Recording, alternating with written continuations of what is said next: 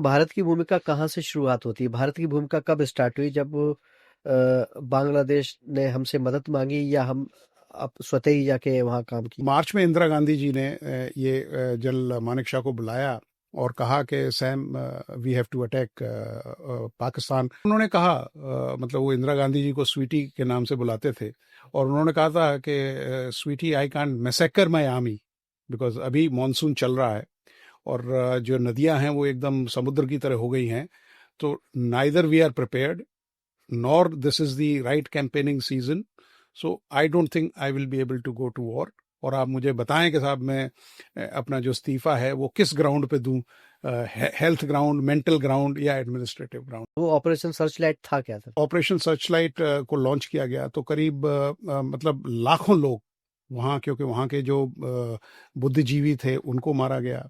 Dhaka university में आपको देखिए 25-26 मार्च की रात को ये जो नरसंहार शुरू किया ढाका यूनिवर्सिटी जगन्नाथ हॉल में, खासकर जो मतलब वहाँ जो स्टूडेंट्स थे या जो बुद्धिजीवी थे उनको ख़त्म किया गया।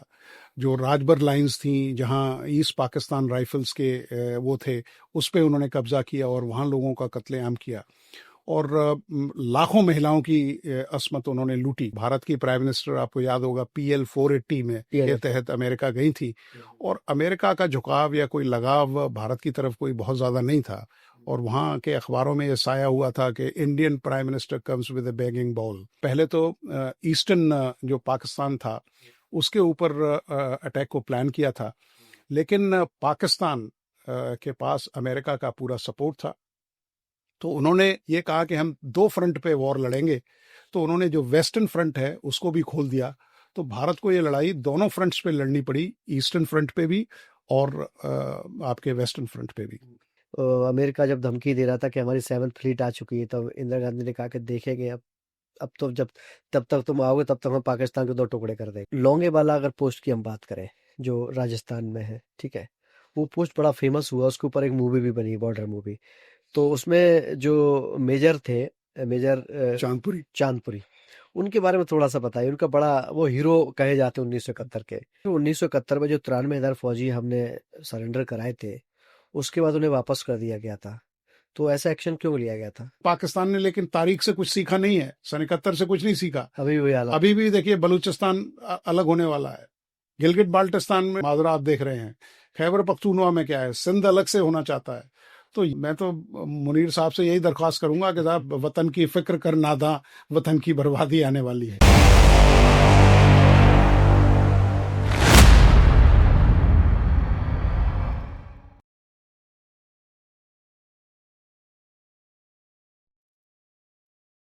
हेलो दोस्तों, मैं हूं फहीम खान और आप देख रहे हैं हाबोल पॉडकास्ट में मेरे साथ मौजूद है ब्रिगेडियर डॉक्टर वीके दत्ता साहब, जो भारत पाकिस्तान 1971 युद्ध के बारे में बताएंगे कि 13 दिन के अंदर भारत ने कैसे पाकिस्तान को तकसीम करके बांग्लादेश का उदय कर दिया और बांग्लादेश का नक्शा इस दुनिया के नक्शे पे दिखाई देने लगा। तो बहुत बहुत शुक्रिया ब्रिगेडियर साहब आपका हमारे शो में आने के लिए। Thank you. तो सबसे पहला मेरा सवाल यही कि भारत और बांग्लादेश के बीच में जो संबंध थे वो पाकिस्तान को हजम नहीं हुए, ठीक है, और पाकिस्तान के 2 टुकड़े भारत ने कैसे किए, उसकी शुरुआत कैसे हुई? देखिए फ़हीम भाई, मैं आपको थोड़ा सा तारीख में ले जाना चाहूँगा जी। क्योंकि अगर आप देखें कि जब भारत तकसीम हुआ 1947 में और पाकिस्तान और हिंदुस्तान जब बने, वजूद में आए, तो उसी साल आपको याद होगा सन 47 में कबायलियों ने हमला किया, जी। क्योंकि कश्मीर एक ऐसा मुद्दा था जिस पे पाकिस्तान हमेशा उसकी नज़र थी और हमेशा उसकी बदनीयत भी रही। वही चीज़ उसने सन 65 में दोहराई, क्योंकि उसे ये लगा कि साहब सन 62 का युद्ध हुआ है, भारत कमज़ोर है, तो मैं सन 65 में मतलब जो अपना अखनूर डैगर था या अखनूर बल्च था, वहाँ से मैं अपना भारत का मतलब भारत को कश्मीर से जुदा कर सकता हूँ। 1971 में फिर क्योंकि जब अमेरिका ने उसको कुछ इस तरह के सूडो कॉन्फिडेंस दिए या उसको ऐसा आश्वासन दिया कि साहब हम आपके साथ हैं, उसको सामरिक तौर पे भी मदद दी गई, हथियारों से भी मदद दी गई और माली तौर पे भी उसकी मदद की गई, तो उसको ये लगा कि साहब मैं भारत को फिर एक एक ऐसी शिकस्त दे सकता हूं जो सारी जो उसकी शिकस्त हुई थी उनका बदला वो ले ले सकता है। लेकिन पाकिस्तान यहाँ गलत साबित हुआ, क्योंकि हालांकि भारत ने तब तक करीब 3 युद्ध देख चुका था भारत। और हमारी सन 65-66 में आपने देखा होगा कि हमारे यहाँ जिस तरह से सूखा पड़ा था या जो फेमिन कंडीशंस हुई थी, तो भारत की अर्थव्यवस्था कोई उतनी स्ट्रांग नहीं थी। लेकिन फिर भी भारत ने कोशिश की कि भाई कैसे अपने जो संसाधन हैं, कैसे जो अपने लोग हैं उनको बैलेंस करके एक इकोनॉमी को एक मतलब हाई ट्रेजेक्ट्री देने की कोशिश की।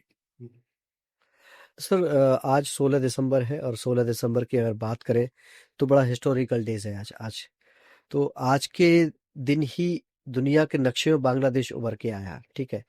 तो पाकिस्तान पर जो कार्रवाई की गई उसके पीछे असली वजह क्या थी? क्या मुजीबुर रहमान का उदय होना पाकिस्तान को हजम नहीं हो रहा था या कुछ और वजह थी उसकी? हाँ, बिल्कुल ठीक कहा। तो सबसे पहले तो मैं उन वीर योद्धाओं को श्रद्धांजलि देना चाहूँगा, क्योंकि आज विजय दिवस है।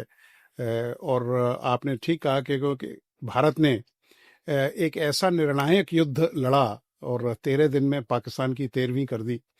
और ये युद्ध, ये रण कौशल विश्व के जो टेक्स्ट बुक वॉरफेयर है उसमें पढ़ा जाता है जी। तो सबसे पहले मैं आपको थोड़ा सा तारीख में ले जाना चाहूँगा कि सन 70 में इंतखाबात हुए थे, इलेक्शंस हुए थे पाकिस्तान में, ठीक है। तो उसमें जो शेख मुजीबुर रहमान की पार्टी थी, जो अवामी लीग, उसको एक लैंडस्लाइड विक्ट्री मिली, ठीक है। और उस समय याया खान सरबराह थे, पाकिस्तान के जनरल याया खान, और जुल्फ़िकार अली भुट्टो बतौर वजीर थे, मंत्री थे। क्योंकि ये लैंडस्लाइड विक्ट्री थी और इलेक्शंस के जो रिजल्ट आए थे उससे शेख मुजीबुर रहमान को प्रधानमंत्री बनना था जी। तो जुल्फ़िकार अली भुट्टो साहब ने याया खान साहब को ये कहा था कि अगर ये शख्स गद्दी पे बैठ गया तो दोबारा आप इन प्राइम मिनिस्टर की जो पोजीशंस हैं इन पे आप कभी दिखाई नहीं देंगे। तो उन्होंने पहली बात इसको काफ़ी डिले किया और मतलब असेंबली बुलाई नहीं गई। और इन सब चीज़ों को देखते हुए शेख मुजीबुर रहमान बड़े पॉपुलर लीडर थे। ईस्ट पाकिस्तान में तो थे ही, लेकिन वेस्ट पाकिस्तान में भी उनकी पॉपुलैरिटी काफ़ी अच्छी थी, क्योंकि वो काफ़ी मेहनत कश और वो कहते हैं ना कि मतलब एक जन नायक थे ईस्ट पाकिस्तान के।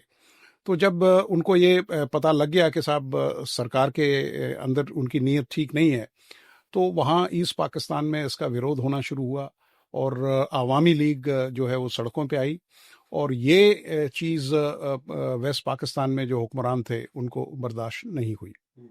तो सर क्या लगता है कि अगर मान लीजिए कि मुजीबुर रहमान अगर वहाँ के प्रधानमंत्री बन जाते तो आज क्या बांग्लादेश होता या नहीं होता? देखिए, अगर शेख मुजीबुर रहमान बन जाते तो शायद ये नौबत नहीं आती। बांग्लादेश का क्रिएशन, देखिए जब आप किसी चीज़ को मतलब इतना अत्याचार करना शुरू कर देते हैं, अगर आप देखें कि किस तरह से वहाँ के लोगों पे मतलब अत्याचार किए गए, किस तरह से वेस्ट पाकिस्तान जो पंजाबी डोमिनेटेड लॉबी है वहाँ, चाहे आप सियासत देखें चाहे पाकिस्तान की फ़ौज देखें, तो उनका यही मकसद था कि वो जितने संसाधन थे वो सारे ईस्ट पाकिस्तान के इस्तेमाल करते थे और ईस्ट पाकिस्तान पे कोई सरमाया मतलब कोई कैपिटल इन्वेस्ट नहीं करते थे, ना ही वहाँ कोई इस तरह की उन्होंने कोई सनत या इंडस्ट्री लगाई या कोई इस तरह की चीज़ें, ना वहाँ यूनिवर्सिटी का कोई उन्होंने वो किया, बल्कि वो जो बुद्धिजीवी लोग थे उन पे उन्होंने अत्याचार किए। तो इस तरह का अत्याचार, इस तरह का दमन, इस तरह का ऑपरेशन जब किसी देश में होता है या किसी सूबे में होता है तो लोग एक लिमिट तक तो उसका मतलब सहन करते हैं, उसके बाद वो उस योग को फेंक देते हैं और यही मतलब जो ईस्ट पाकिस्तान था उसमें हुआ। तो सर ये कह सकते हैं कि ऑपरेशन सर्च लाइट ने ही बांग्लादेश के उदय होने की नींव को रख दिया था। तो क्या इसको मान वो ऑपरेशन सर्च लाइट था क्या सर? ऑपरेशन सर्च लाइट ऐसा है कि जब इस तरह के मुजाहरे होने लगे, जब इस तरह के डेमोन्स्ट्रेशन होने लगे, जब बंगालियों को ये पता लग गया कि साहब उन शेख मुजीबुर रहमान को प्राइम मिनिस्टर नहीं बनाया जाएगा या उनके इस इलेक्शंस को वो मतलब सैंक्टिटी नहीं दी जा रही है जो देनी चाहिए, क्योंकि ये लोगों का मैंडेट था। तो वहाँ काफ़ी प्रदर्शन होने लगे और ऑपरेशन सर्चलाइट प्लान किया गया, जो ईस्ट पाकिस्तान में जो बंगाली फोर्सेस थी, जो बंगाली पैरामिलिट्री फोर्सेस थी या मुक्ति वाहिनी वगैरह जो वो मित्रों वाहिनी बोलते थे, तो उन सब का दमन करने के लिए और वहाँ के जो बुद्धिजीवी थे उनको ख़त्म करने के लिए ऑपरेशन सर्चलाइट का नाम पाकिस्तान ने दिया। और इसमें जनरल टिक्का खान का नाम बड़े मतलब लोग मतलब उनका लेते हैं, क्योंकि उसे बुचर ऑफ पाकिस्तान भी, ईस्ट पाकिस्तान भी कहते हैं। जी। अच्छा सर, इसमें भारत की भूमिका कहाँ से शुरुआत होती है? भारत की भूमिका कब स्टार्ट हुई? जब बांग्लादेश ने हमसे मदद मांगी या हम अब स्वतः ही जाके वहाँ काम किए? नहीं, देखिए ऐसा था कि साहब मैंने जैसे पहले बताया कि सन 65-66 में भारत में खाने की एक बड़ी समस्या आ गई थी। और जब हम आज़ाद हुए तो हमारी पॉपुलेशन भी करीब 36 करोड़ की थी। और 65-66 में तो ये आलम आ गया था कि साहब हर सोमवार को लाल बहादुर शास्त्री साहब ने कहा था कि हर बाशिंदे को एक दिन का व्रत रखना चाहिए जिससे कुछ लोगों को खाना मिल सके, जी। एक वक्त का ही चाय मिले। तो जब इस तरह की सिचुएशन आ गई तो भारत की प्राइम मिनिस्टर, आपको याद होगा, PL 480 में के PLF। तहत अमेरिका गई थी। और अमेरिका का झुकाव या कोई लगाव भारत की तरफ कोई बहुत ज़्यादा नहीं था। और वहाँ के अखबारों में ये साया हुआ था कि Indian prime minister comes with a begging bowl. और PL 480 के तहत वो जो लाल गेहूं हमें दिया गया, जिसको वहाँ जानवर भी नहीं खाते थे, लेकिन भारत की स्थितियां ऐसी थी, भारत की जो मतलब माली स्थिति ऐसी थी कि भारत के पास कोई चॉइस नहीं थी, वो एक्सेप्ट किया। जब इस तरह के ऑपरेशन सर्चलाइट को लॉन्च किया गया तो करीब मतलब लाखों लोग वहाँ, क्योंकि वहाँ के जो बुद्धिजीवी थे उनको मारा गया। ढाका यूनिवर्सिटी में आपको देखिए 25-26 मार्च की रात को ये जो नरसंहार शुरू किया ढाका यूनिवर्सिटी जगन्नाथ हॉल में, ख़ासकर जो मतलब वहाँ जो स्टूडेंट्स थे या जो बुद्धिजीवी थे उनको ख़त्म किया गया। जो राजबर लाइंस थी जहाँ ईस्ट पाकिस्तान राइफल्स के वो थे, उस पर उन्होंने कब्जा किया और वहाँ लोगों का कत्लेआम किया। और लाखों महिलाओं की अस्मत उन्होंने लूटी, क्योंकि जब हमारी मुक्ति वाहिनी वहाँ गई तो ऐसी दर्दनाक कहानियाँ सुनने को मिलती है, क्योंकि मेरे फादर ने ये युद्ध लड़ा था। जी। और वो बाद में बताते थे कि साहब किस तरह की मतलब दुश्वारियाँ वहाँ के लोग मतलब लाखों औरतों की इज्जत लूटी गई। तो लोग वहाँ से पलायन करके भारत की तरफ रुख करना शुरू कर दिया। तो करीब 10 मिलियन जी, 10 मिलियन लोग भारत में आने लगे। और अगर आपको याद हो, पहले अंतर्देशीय एक लिफाफा आता था जी। जी। जिसपे एक लाल रंग की, मुझे अभी भी याद है, मैं बहुत छोटा था उस समय, एक उस पर टिकट लगती थी जो आजकल का सेस होता है, रिफ्यूजी शरणार्थी कर जिसे कहते हैं। तो आप कहीं चिट्ठी, क्योंकि उन दिनों ये सेल फोन वगैरह तो थे नहीं, लोग चिट्ठियां ही लिखा करते थे, तो वहां से लोगों से टैक्स लिया गया। लेकिन भारत की स्थिति नहीं थी कि, और इंदिरा जी ने काफी प्लेटफॉर्म्स पे ये गुहार लगाई थी कि साहब हम शरणार्थियों को शरण नहीं दे सकते, हम इनका भरण पोषण नहीं कर सकते, हमारी स्थिति भी कोई बहुत ज़्यादा अच्छी नहीं है। लेकिन किसी ने भारत की सुनी नहीं। तो भारत ने भी ये प्लान किया था कि साहब हम ये ऑपरेशन जो है 4 दिसंबर को लॉन्च करेंगे। लेकिन पाकिस्तान को इस सुगबुगाहट का पता लग गया, तो उन्होंने 3 दिसंबर को, मुझे याद है 3 दिसंबर की वो रात, यहाँ आगरा में ही हम, फादर तो हमारे बॉर्डर पे थे, हम थे, तो यहाँ बंकर वगैरह खोदे थे, तो सारी रातें हम बंकरों में ही बिताते थे। अच्छा सर, तो ये कह सकते हैं कि भारत का एक्शन उन शरणार्थियों की वजह से ज्यादा रहा, क्योंकि वो सारे लाखों लोग हमारी तरफ आ रहे थे और हमारे पास व्यवस्था नहीं थी, तो हमें उसे रोकने के लिए ये सारा एक्शन लेना पड़ा। भारत की भूमिका कब से स्टार्ट हुई?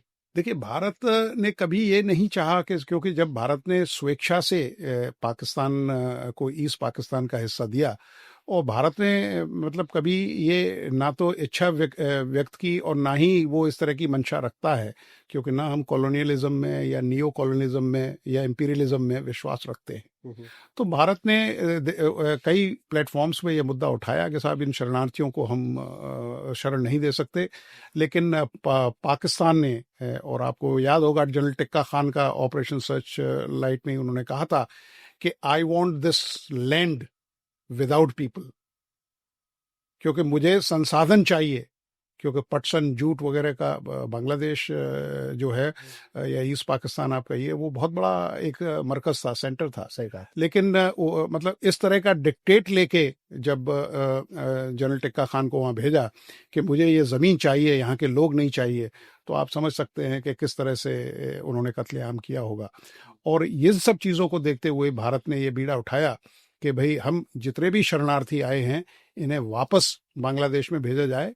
तब भारत ने जो हमारी मुक्ति वाहिनी सेना थी उसका गठन किया, और जो ईस्ट पाकिस्तान में मित्रों वाहिनी थी उसको ट्रेन किया, उसके लोगों को एक सेल्फ डिफेंस की ट्रेनिंग दी कि आप किस तरह से जो पाकिस्तान की मिलिट्री है उससे आप लड़ सकते हैं। ठीक है सर, अब मेरा सवाल यही है कि हमारी आर्मी ने किस तरह से पाकिस्तान को मुंह की खिलाई?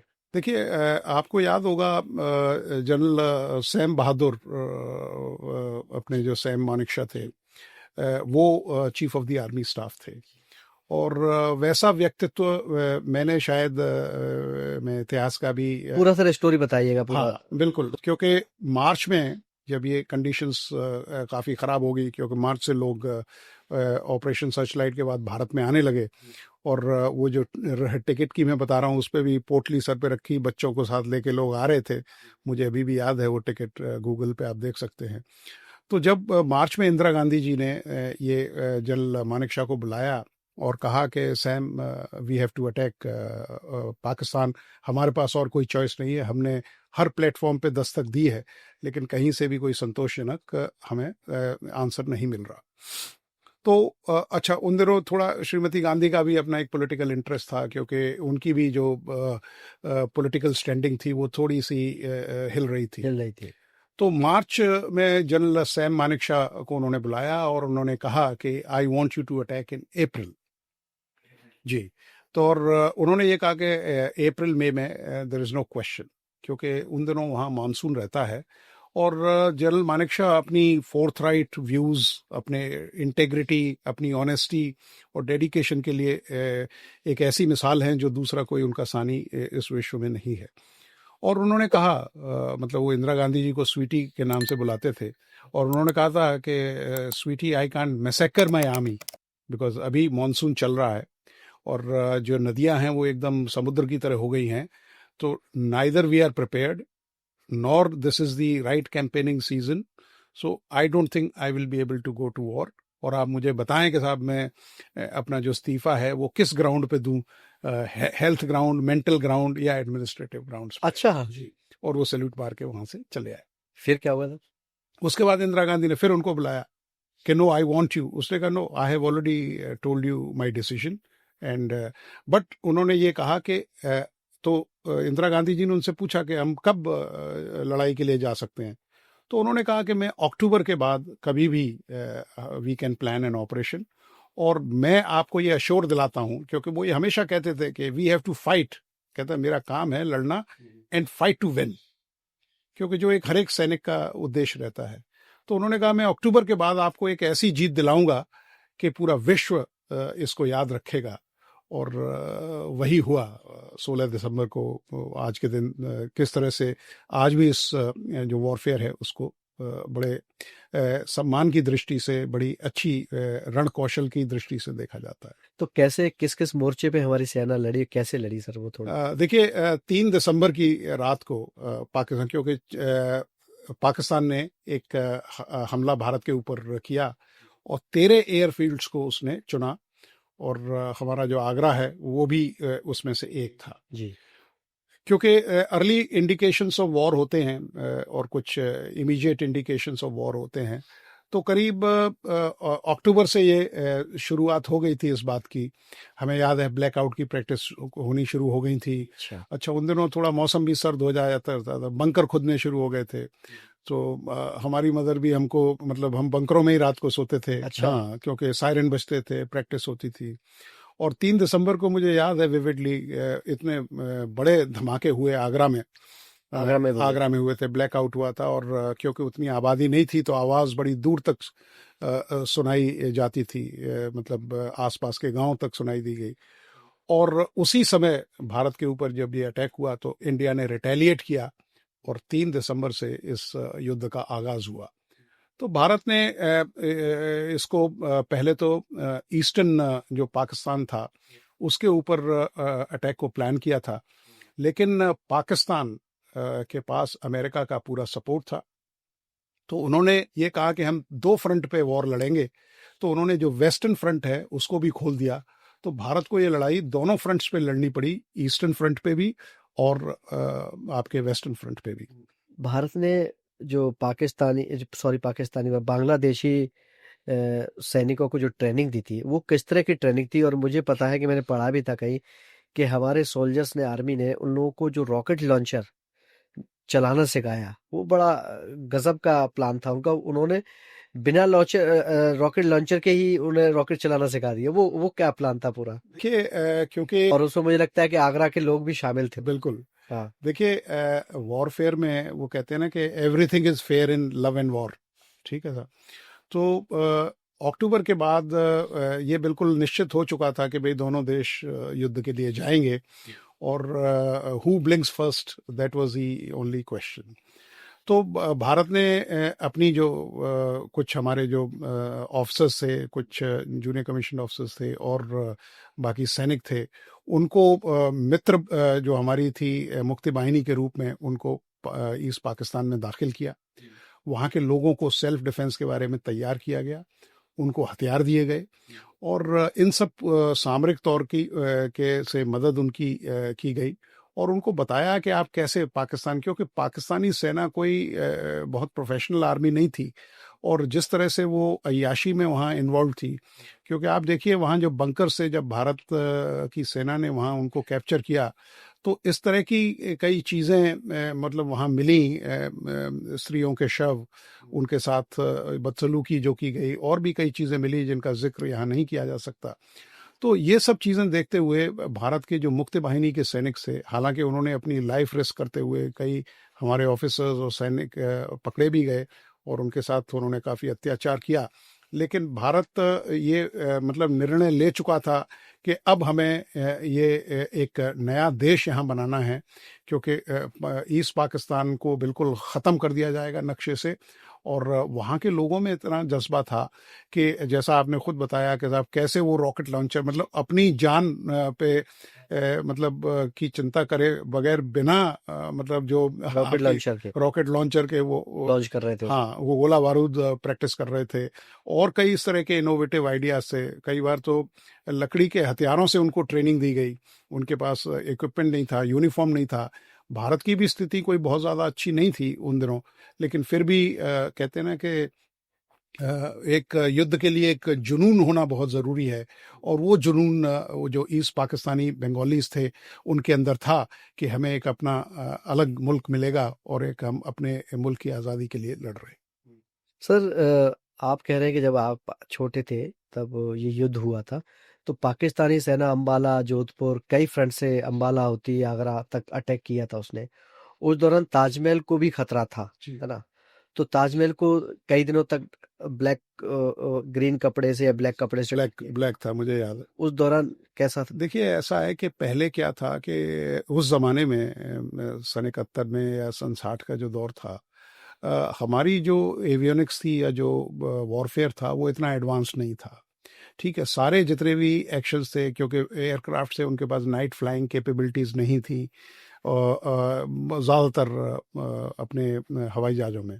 तो लोग जो पायलट्स है वो क्या करते थे कि लैंडमार्क्स को एक बेस मान के, कोऑर्डिनेट मान के वो पता करते थे कि साहब अगर ताजमहल यहाँ है तो आगरा का एयरफील्ड कितनी दूर होगा, पैरा ब्रिगेड कितनी दूर होगी, सीओडी कितनी दूर होगी, क्योंकि दुश्मन का एम ये रहता है कि अगर वो इतना डीप स्ट्राइक कर रहा है तो उसका मेन एम ये रहता है कि साहब आपकी जो लॉजिस्टिक इंस्टॉलेशंस हैं, जो आपकी सामरिक शक्ति है, उसको तोड़ा जाए, क्योंकि जब आपको रसद नहीं मिलेगी तो सैनिक युद्ध कैसे लड़ेगा। तो इसी दरमियान, क्योंकि आगरा सामरिक तौर पे एक बहुत इंपॉर्टेंट बेस है, एक तो ट्रांसपोर्ट एयरक्राफ्ट का बेस है जी। आपने देखा होगा 4 विंग है एयरफोर्स की, सेंट्रल ऑर्डिनेंस डिपो है जो पूरा इलेक्ट्रॉनिक इक्विपमेंट पूरी इंडियन आर्मी को सप्लाई करती है, 509 आर्मी बेस वर्कशॉप है जो उस इक्विपमेंट को रिपेयर करता है, और सबसे बड़ी चीज़ है यहाँ जो पैरा ब्रिगेड एलीट, हालांकि ब्रिगेड की पलटनें तब तक मूव आउट कर चुकी थी। तो इन सब चीज़ों को देखते हुए जब भारत के ऊपर अटैक किया गया तो ताजमहल को भी काले कपड़े से ढक दिया गया, उसका जो फर्श था, क्योंकि रात को ये चमकता है। जी क्योंकि जितने भी ऑपरेशंस प्लान किए जाते हैं तो ऐसा नहीं है कि साहब एक कवि या शायर ही चांद की चाहत रखता है, एक सैनिक भी चांद की चाहत रखता है, क्योंकि जो जो मून का फेज होता है उसी के हिसाब से ऑपरेशन प्लान किए जाते हैं। और उस उजली रात में ये सब जो संगमरमर है वो चमकती है। तो इसका जो फर्श था वहाँ भी मतलब पत्ते, डालियाँ, इस तरह की चीज़ें रख दी थी। और उन्होंने एक इस तरह का एक बॉम्ब यहाँ गिराया भी था, कराया भी था। लेकिन वो हमारे भाग्य अच्छे थे कि साहब वो यमुना में गिरा और वहाँ वो एक्सप्लोड हुआ। लोंगेवाला अगर पोस्ट की हम बात करें, जो राजस्थान में है, ठीक है, वो पोस्ट बड़ा फेमस हुआ, उसके ऊपर एक मूवी भी बनी, बॉर्डर मूवी। तो उसमें जो मेजर थे, मेजर चांदपुरी। चांदपुरी, उनके बारे में थोड़ा सा बताइए। उनका बड़ा वो हीरो कहे जाते हैं 1971 के। देखिए, मेजर के एस चांदपुरी, जी जिन्हें महावीर चक्र जी प्रदान किया गया, वो एक पंजाब रेजिमेंट की एक कंपनी का नेतृत्व कर रहे थे। जी और क्योंकि मैंने जैसे पहले बताया, क्योंकि ईस्ट पाकिस्तान में पाकिस्तान की हालत काफ़ी ख़राब थी, तो उसने एक नया फ्रंट वेस्टर्न फ्रंट में खोला। जी तो उन्होंने एक ऑलमोस्ट ब्रिगेड से भारत की तरफ एक हमला बोला। और एक कंपनी में करीब 120 आदमी होते हैं। और मेजर के एस चांदपुरी उस कंपनी का नेतृत्व कर रहे थे, कंपनी कमांडर थे। तो जब उनके ऊपर एक रेजिमेंट आ रही थी, तो आप समझ सकते हैं कि साहब एक रेजिमेंट के टैंक्स जब आते हैं तो आदमी का दिल दहल जाता है। जी और जब उनको पता लगा तो उन्होंने अपने सैनिकों को ये बताया कि साहब हम डटे रहेंगे, हम पीछे नहीं जाएंगे। और उन्होंने जब एरियल मदद मांगी, जब एयरफोर्स से मदद मांगी, तो एयरफोर्स ने ये कहा कि साहब हमारे पास नाइट फ्लाइंग कैपेबिलिटी नहीं है, तो हम फर्स्ट लाइट जैसे ही दिन फूटता है उस समय हम आ सकते हैं, लेकिन तब तक आपको होल्ड करके रखना पड़ेगा। तो आप इमेजिन कर सकते हैं कि साहब जब एक रेजिमेंट आपके आ रही हो, सामने से टैंक आ रहे हों, तो एक इन्फेंट्री जिसके पास राइफल्स हैं, एलएमजी हैं, रॉकेट लॉन्चर्स हैं या आरसीएल गन्स हैं, उसके साथ वो कितनी देर तक इनका सामना कर सकता है। लेकिन मेजर के एस चांदपुरी ने अपने जो बीएसएफ एलिमेंट था उसको भी साथ लिया। और आप बिलीव नहीं करेंगे, उन्होंने पोस्ट हर सेक्शन में जाके लोगों का इस तरह से हौसला अफजाई की। उन्होंने जो ट्यूबवेल में से उन्होंने पाइप निकाले, जो गांव में ट्रैक्टर्स हुआ करते थे उनके साइलेंसर निकाले, उनको ट्रैक्टरों के ऊपर उन ट्यूबवेल के पाइप रखे, और उनकी आवाज से पाकिस्तान को ये यकीन दिलाया गया कि यहाँ भी दुश्मन के टैंक हैं या भारत के टैंक हैं। और अपनी इस वीरता से उन्होंने पाकिस्तान की जो रेजिमेंट है उसको हॉल्ट करने पे मजबूर कर दिया, क्योंकि जहां तक उनकी माइंस लगी थी, सुरंगें बिछी थी, वहां के रुके और वो वापस गए। और आप समझ सकते हैं कि मतलब वो कहते हैं कि इसमें एक शेर का दिल ही होना चाहिए, क्योंकि जब बिल्कुल मौत सामने होती है और आपको मालूम है कि किस तरह से आप उनका नेतृत्व करेंगे। और सरकार ने, मैं तो ये कहता हूं कि उन्हें परमवीर चक्र से नवाजा जाना चाहिए था। ऑफिसर्स ट्रेनिंग एकेडमी चेन्नई के मद्रास से वो पास आउट हुए थे। 93,000 फौजी की अगर हम बात करें जो सरेंडर किया था, ए नियाजी थे ना उस टाइम पे। और वो लास्ट मोमेंट था जो, क्योंकि जब सरेंडर किया था पाकिस्तान तकसीम हो चुका था उस टाइम पे। तो उसका थोड़ा सा विस्तार से बताया। देखिए, ये इसका भी बड़ा एक रोचक वो है, प्रकरण है कि जब ढाका को पूरा घेर लिया गया, जी ठीक है, आगरा की 2 पैरा थी जिसने टंगेल में पैरा ड्रॉप किया गया, और पाकिस्तान सरेंडर करने को तैयार नहीं था, हालांकि वो चारों तरफ से घिर चुका था। लेकिन भारतीय सेना या भारत नहीं चाहता था कि साहब ढाका में जो सिविलियंस हैं उनका खून खराबा हो। तो उन्होंने जनरल जैकब, जो चीफ ऑफ स्टाफ थे ईस्टर्न आर्मी के, उनको भेजा गया। और lieutenant general Amir Abdullah Khan Niazi से ये बात की कि आप सरेंडर कर दें, क्योंकि आपके पास कुछ बहुत ज़्यादा बचा नहीं है और हम नहीं चाहते कि यहाँ कोई खून खराबा हो। जनरल नियाजी ने कहा कि मुझे थोड़ा वक्त चाहिए, और तब उन्होंने अपने आकाओं से बात की। हालांकि टिक्का खान के बाद जनरल नियाजी को पोस्ट किया गया था, टिक्का खान को वहां से बुला लिया गया था क्योंकि उनका काफ़ी विरोध हो रहा था। तो जब जनरल नियाजी ने उन्हें कई बार फ़ोन किया, लेकिन जिस तरह की पाकिस्तान की अपनी फितरत है, उसका नेशनल कैरेक्टर है कि वहाँ उन्होंने उनका टेलीफोन भी नहीं उठाया। अच्छा। हाँ, और फिर जनरल जैकब ने बोला कि ये मैं इंस्ट्रूमेंट ऑफ सरेंडर आपको दे रहा हूँ, इसमें ये शर्तें हैं, और अगर आप सरेंडर करते हैं तो ये इतना खून खराबा बच जाएगा, वरना 2 दिन में हम इस ऑपरेशन को वाइंड अप कर लेंगे, लेकिन इस सारे खून खराबे के जिम्मेदार आप होंगे। उस समय जनरल अमीर अब्दुल्ला खान न्याजी ने वो राजपूत रेजिमेंट के थे, 4th बटालियन ऑफ 7 राजपूत के।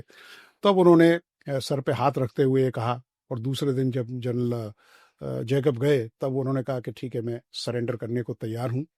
तो 93,000 सैनिकों को उनके हथियार डाले उन्होंने, और वर्ल्ड वॉर के बाद, वर्ल्ड वॉर 2 के बाद सबसे बड़ा सरेंडर यही 1971 का है। अच्छा सर, 1971 में जो 93,000 फौजी हमने सरेंडर कराए थे, उसके बाद उन्हें वापस कर दिया गया था, तो ऐसा एक्शन क्यों लिया गया था? हाँ, ये और हमारे 54 फौजी पाकिस्तान में थे, लेकिन उनका आज तक पता नहीं है। जी जी, ये बड़ा अच्छा सवाल आपने किया फ़हीम जी। 93,000 एक संख्या होती है, और मुझे याद है जब यहाँ आगरा में भी प्रिजनर ऑफ वॉर रखे गए थे, जो आज आर्मी स्कूल है, या जो पहले अच्छा, यहाँ रखे गए? वहाँ, और ये पैरा ब्रिगेड का जो चांदमारी ग्राउंड है वहाँ, तो वो पूरी फेंसिंग वगैरह लगाई थी। तो जब हम स्कूल वगैरह जाया करते थे तो देखते रहते थे, लोग वहाँ थे। तो 93,000 सैनिकों को जब हमने वापस किया, 15,000 किलोमीटर हमने एरिया उनका ले लिया था। ठीक है साहब, और करीब 4,000 लोग हमारे मारे गए या मिसिंग इन एक्शन जी है। जी। तो ये इतनी बड़ी कुर्बानी भारत देने के बाद ये जो कदम है वो सरकार को मेरे हिसाब से मतलब नहीं लेना चाहिए था, क्योंकि आज हम जिस कश्मीर मुद्दे की बात जी। करते हैं, क्योंकि आपको याद होगा मेरा सवाल वही था। हाँ, जनरल मानेकशॉ ने कहा था, क्योंकि मानेकशॉ और इंदिरा गांधी जी के बड़े अच्छे संबंध थे, वो उन पे काफ़ी ट्रस्ट करती थी। तो जब वो शिमला एग्रीमेंट हुआ, क्योंकि जिसमें जी, शिमला हाँ, एग्रीमेंट। मियाँ जुल्फ़िकार अली भुट्टो आए थे और उनकी बेटी बेनज़ीर, और यहाँ से इंदिरा गांधी जी थी। तो जुलाई में जब ये समझौता हुआ, जब वो दिल्ली आई, तो उन्होंने पूछा उनसे, chief of the army staff से, तो चीफ ऑफ आर्मी स्टाफ ने कहना था कि they have made monkey out of you. क्योंकि उनका कहना यह था कि हम इन 93,000 सैनिकों के बदले कश्मीर को हम ले सकते, पीओके ले सकते थे। 15,000 स्क्वायर किलोमीटर बहुत बड़ा एरिया होता है। तो सन 65 में भी यही चीज़ दोहराई गई, सन 71 में भी यही दोहराई गई। 4,000, हालांकि पाकिस्तान के 50,000 सैनिक मारे गए, 80,000 घायल हुए, हमारे करीब 9,800 के करीब घायल हुए। तो ये बताता है कि साहब हमने मतलब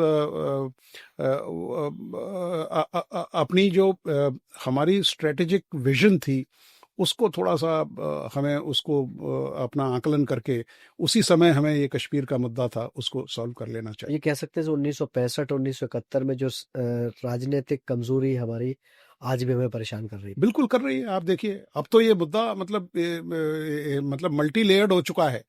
इंटरनेशनल इसमें स्टेक होल्डर्स इन्वॉल्व हो गए हैं, क्योंकि उस समय अगर हम पाकिस्तान से बायलेटरली, क्योंकि जुल्फ़िकार अली भुट्टो साहब ने ये कहा था इंदिरा गांधी को कि अगर ये शिमला एग्रीमेंट नहीं हुआ और ये 93,000 सैनिक नहीं गए तो लोग मुझे जिंदा नहीं रहने देंगे पाकिस्तान में। तो एक तरह से उन्होंने दरख्वास्त की थी। और जिस तरह का भारतीय कैरेक्टर होता है, क्योंकि आप ये देखिए, अगर पृथ्वीराज चौहान को भी आप देखें, 16 बार उसको मोहम्मद गौरी को हरा के 17वीं बार, और हमेशा उन्होंने माफ़ किया, लेकिन 17वीं बार जब मोहम्मद गौरी जीता तो उसने कोई रियायत नहीं दिखाई पृथ्वीराज चौहान पे। तो इतिहास से, तारीख से हमें कुछ ना कुछ सीखना चाहिए, लेकिन ये जो उदारवादी हमारा जो नेचर है, इस पे हमें थोड़ा सा इसका चिंता और चिंतन दोनों करने पड़ेंगे। 16 दिसंबर 1971 को था जब बांग्लादेश का उदय हुआ, ठीक है। उस टाइम का माहौल क्या था भारत और बांग्लादेश की? अगर ईस्ट पाकिस्तान की हम बात करें तो वहाँ, क्योंकि मुजीबुर रहमान को सर्वा चुना गया वहाँ, तो वो कैसे रिलेशन थे, और आज के रिलेशन और तब के रिलेशन में क्या अंतर देखते हैं? देखिए, शेख मुजीबुर रहमान से भारत के संबंध हमेशा बढ़िया रहे हैं। खासकर जब हमने मुक्ति बाहिनी वहाँ भेजी तो उनका जो रुझान था, अगर आपको याद हो कि एक ताजुद्दीन साहब हुआ करते थे और बीएसएफ के आईजी उनको लेके आए थे जब वो भारत की तरफ, क्योंकि पाकिस्तानी आर्मी इनके पीछे पड़ी हुई थी, तो ये छुप छुप के अपना जो ऑपरेशन है उनको प्लान कर रहे थे। तो वो भारत की सीमा पे उनको लाया गया और फिर उनको कलकत्ते ड्राइव करके ले आया गया, जहां उनको सब पूरा ऑपरेशन था उसके बारे में समझाया गया। और भारत ने अपना जो स्ट्रेटजी थी उसको करीब 3 pronged अटैक किया था, क्योंकि एक त्रिपुरा से जो अखौरा एक्सेस है वहाँ से अटैक शुरू किया गया।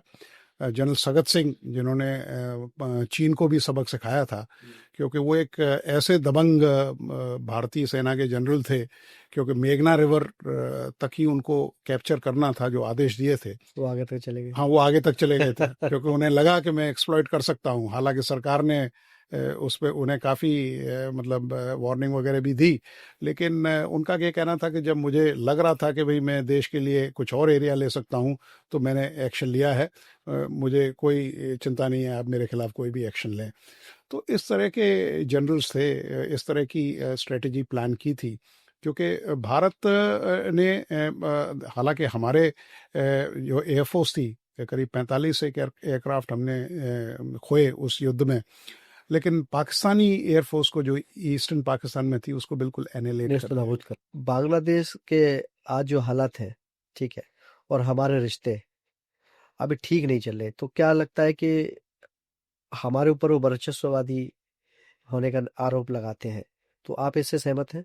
देखिए, पाकिस्तान का डिसमेंबर होना सन 71 में, या पाकिस्तान की बाजू का कट जाना, या पाकिस्तान के 2 टुकड़े हो जाना, ये एक ऐसा नासूर है जो पाकिस्तान को अभी भी तंग करता है। वहाँ की पाकिस्तान मिलिट्री एकेडमी काकुल में है, जो वहाँ आज भी उनके अफसरों को ये शपथ दिलाई जाती है कि हम इसका ईस्ट पाकिस्तान का बदला लेंगे।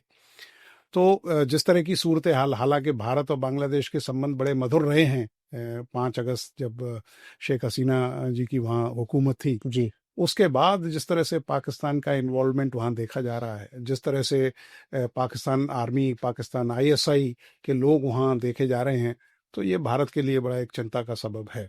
क्योंकि हो सकता है पाकिस्तान बांग्लादेश को मजबूर करे कि साहब आप भारत के लिए कोई मिस एडवेंचर मतलब करिए, और इधर से हम एक फ्रंट खोलने की कोशिश करेंगे। क्योंकि असीम मुनीर देखिए जिस तरह से वो एक सेल्फ स्टाइल्ड स्वयंभू हाँ, फील्ड मार्शल, अब सीडीएफ भी बन गए हाँ, हैं। सीडीएफ होगा। हाँ, तो अब शहबाज शरीफ वगैरह तो मतलब वो तो केवल उनकी कोई गिनती तो है नहीं, क्योंकि सारे जो डिसीजंस हैं वो ले रहे हैं।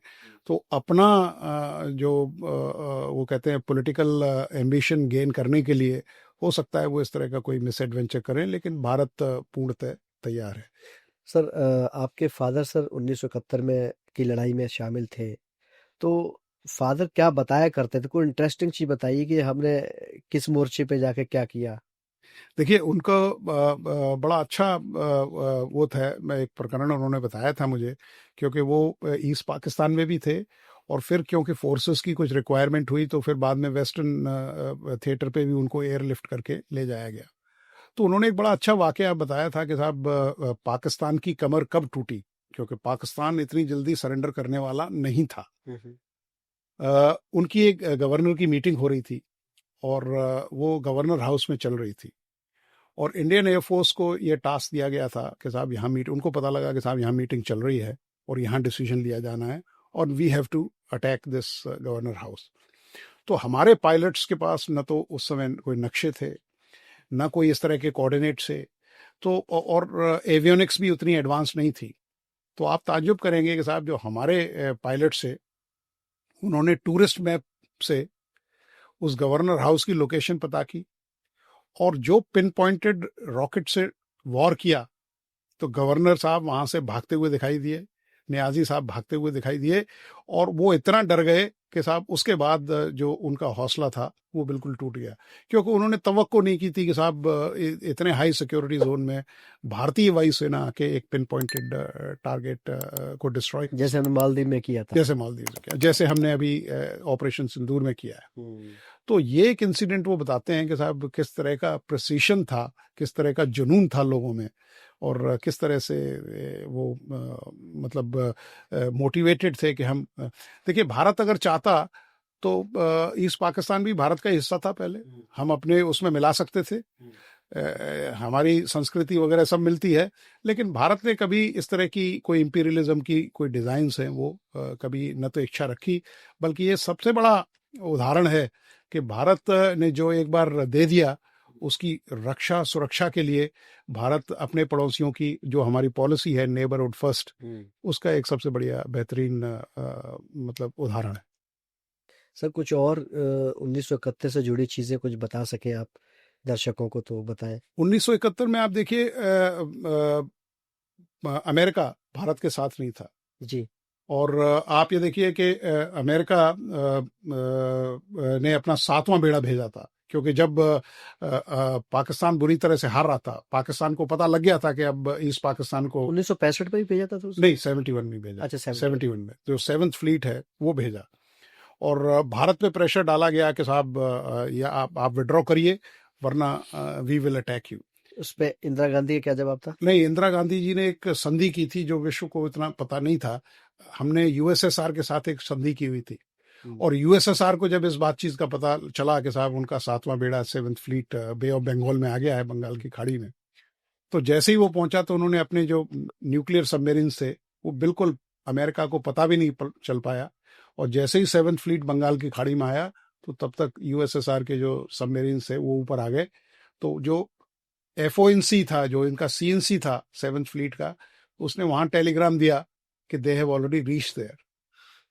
तो ये भारत की एक कहते हैं ना कि दूर की सोच, एक अच्छी मित्रता, आज भी अभी देखिए पुतिन साहब अभी होके गए हैं, तो ये बताता है कि किस तरह से भारत रशिया ने यूएसएसआर ने उस समय कैसे हमारी मदद। उस टाइम पे सर ये मैंने कहीं एक इंदिरा गांधी का कोट सुना था मैंने या पढ़ा था कहीं, अमेरिका जब धमकी दे रहा था कि हमारी 7th फ्लीट आ चुकी है तब इंदिरा गांधी ने कहा कि देखेंगे अब तो जब तब तक तुम आओगे तब तक हम पाकिस्तान के 2 टुकड़े कर देंगे। बिल्कुल बिल्कुल बिल्कुल उन्होंने कहा था कि साहब, क्योंकि उन्हें मालूम था कि हमारी संधि है और उनको अश्योरेंस मिल चुकी थी यूएसएसआर से, एंड 7th फ्लीट को वापस जाना पड़ा।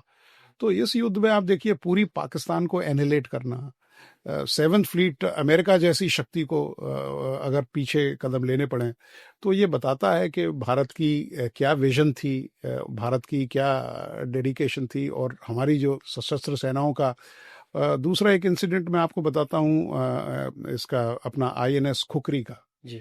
और किस तरह से पीएनएस गाजी जो थी उनकी पाकिस्तान की, उसको डुबोया गया, किस तरह से नेवी का जो मतलब कराची को कैसे आपने देखा होगा 4 दिसंबर अभी गया है, नेवी डे उसी के उपलक्ष्य में मनाया जाता है, किस तरह से पूरे कराची के जो बेस था उसको आग लगा दी गई और मतलब आईएनएस कुकरी हालांकि हमने भी खोया उसमें, और उसके कमांडर थे महेंद्र नाथ मुल्ला, कैप्टन महेंद्र नाथ मुल्ला, क्योंकि भारतीय नौसेना में ये ट्रेडिशन है कि अगर आपका जहाज पाकिस्तान या किसी देश के टॉर्पीडो से या मतलब डूब जाता है या हिट हो जाता है और उसको बचाने के चांसेस नहीं रहते हैं, तो कैप्टन जो है उस शिप का, he goes down with the ship वो। और मुझे वाकया उनकी बेटी ने भी वो किताब लिखी है। अच्छा सर। हाँ, क्योंकि एक जहाज को डूबने में करीब 2 ढाई 3 दिन लग जाते हैं, तो सारा उन्होंने जो असला वगैरह था वो सब निकलवा के सब पूरा निकलवा दिया कि जो जो सामरिक चीज़ें हैं इनको ले जाइए। उसके बाद उन्होंने अपनी सेरेमोनियल ड्रेस पहनी और जो क्वार्टर डेक होता है जहाँ एक कैप्टन की चेयर होती है वहाँ बैठे, उन्होंने एक सिगरेट लगाई और अपनी जो तलवार थी उसको हाथ में लिया और सैल्यूट करते हुए he went down with the ship. तो ये हाईएस्ट ट्रेडिशंस हैं भारतीय नौसेना के, और उन्होंने उनको, क्या सर अभी भी ऐसा है? अभी भी है ऐसे। तभी जब भी कोई शिप, अब जैसे पीएनएस गाजी है पाकिस्तान का, जो वो मिल गया है विशाखापट्टनम के पास, लेकिन ये ट्रेडिशन है नेवी में कि जो भी इस तरह का शिप है उसको छेड़ा नहीं जाता, न उसको रिकवर किया जाता है, क्योंकि ये मानना है, क्योंकि सैनिक का कर्तव्य रहता है कि दूसरे सैनिक को किस तरह से रेस्पेक्ट दी जाए। कारगिल में आपने देखा तो वहाँ भी ये समझा जाता है कि वो डेवी जॉन्स लॉकर बोलते हैं उसको, कि वहाँ वो विश्राम कर रहे हैं और उनको सैनिकों को ससम्मान उनको रेस्पेक्ट दी जाएगी, उनको रिट्रीव नहीं किया जाएगा, उनको वॉर ट्रॉफीज की तरह इस्तेमाल नहीं किया जाएगा। एक आखिरी सवाल सर कि मान लीजिए अगर पाकिस्तान के 2 टुकड़े ना होते, तो आज पाकिस्तान की स्थिति क्या होती? देखिए, पाकिस्तान में अगर विजन होता हुँ। तो वो ईस्ट पाकिस्तान का जो संसाधन है उनका इस्तेमाल करता। जाने ना देता। हाँ, वहाँ के लोगों को देखिए, ये तो लोगों की चॉइस होती है डेमोक्रेसी में, कि कौन आपका वजीर आजम बनेगा। जी। और अगर वो पॉपुलर थे तो जाहिर है वो दोनों, मतलब उस समय तो कंबाइंड पाकिस्तान था, पाकिस्तान की डेवलपमेंट के लिए ही काम करते। आज अगर वो टुकड़े हो गए हैं, और यही सिचुएशन पाकिस्तान ने लेकिन तारीख से कुछ सीखा नहीं है, सन 71 से कुछ नहीं सीखा। अभी भी वही हालत। अभी भी देखिए, बलूचिस्तान अलग होने वाला है, गिलगिट बाल्टिस्तान में क्या माजरा आप देख रहे हैं, खैबर पख्तूनवा में क्या है, सिंध अलग से होना चाहता है। तो ये मतलब मैं तो मुनीर साहब से यही दरख्वास्त करूंगा कि साहब, वतन की फिक्र कर नादा, वतन की बर्बादी आने वाली है। तो बहुत बहुत शुक्रिया सर आपका हमारे शो में आने के लिए। तो ये थे डॉक्टर विनोद दत्ता, ब्रिगेडियर साहब। उन्होंने 1971 के बारे में बहुत सारी जानकारी दी। और ये वीडियो आपको कैसा लगा हमें कमेंट बॉक्स में ज़रूर लिखिएगा, और हमारे चैनल को सब्सक्राइब और लाइक ज़रूर करें। अगले एपिसोड में फिर मिलते हैं किसी नई स्टोरी के साथ। तब तक के लिए बहुत बहुत शुक्रिया। जय हिंद।